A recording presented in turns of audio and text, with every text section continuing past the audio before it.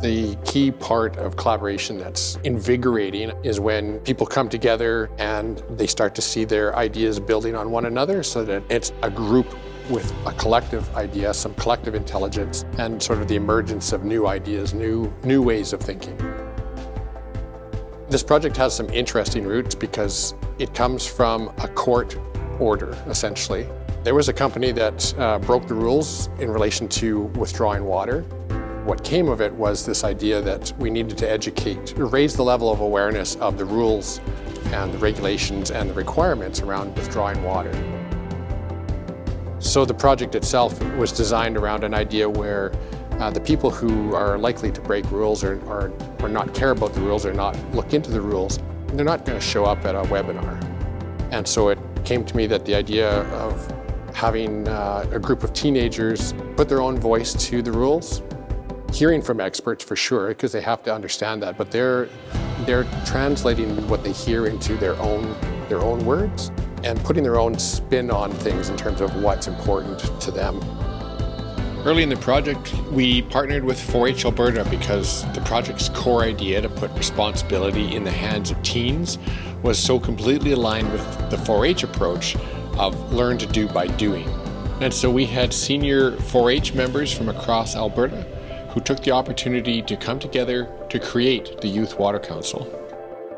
We had 5 weekly Zoom meetings of 2 hours each. During those, we got to know each other a little bit in the first meeting. The second meeting, we actually heard from a regulatory expert. Then we had an environmental flows expert from Alberta Environment Parks. What do landowners need to know about short-term water diversions and TDLs? Near the end of the project, our council members had the unique opportunity to speak with the Deputy Minister of Alberta Environment Parks and share a little bit about their experience with the project and the work they were undertaking to promote awareness of temporary diversion licenses. It's more than just a resource. We have a policy in Alberta called Water for Life. And then we moved into what do you want to do with what you know? During this project, we're creating a number of different resources, one being a video, the other being a brochure, and we also have our website. Really, we see them all as in complementary to each other. So maybe you're at an event and there's a poster up. You see the poster, want to learn more information about it. You scan the QR code. It'll take you to our website, and then from there you can watch the video that we'll be developing. I think we've put a lot of planning into it. It'll kind of give other members like a baseline of where to start. The project's focusing on temporary diversion licenses, and not all things require temporary diversion licenses.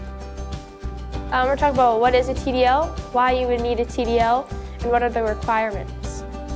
How important water is and the different ways people have to manage it, how much it actually helps out the environment and everyone who lives around it. I'm really excited that we have the chance to share our ideas and our project with the Deputy Minister.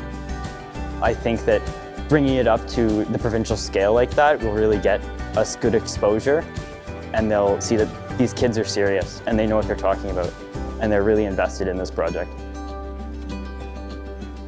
You have to start from a place where you believe that the kids are capable of doing it.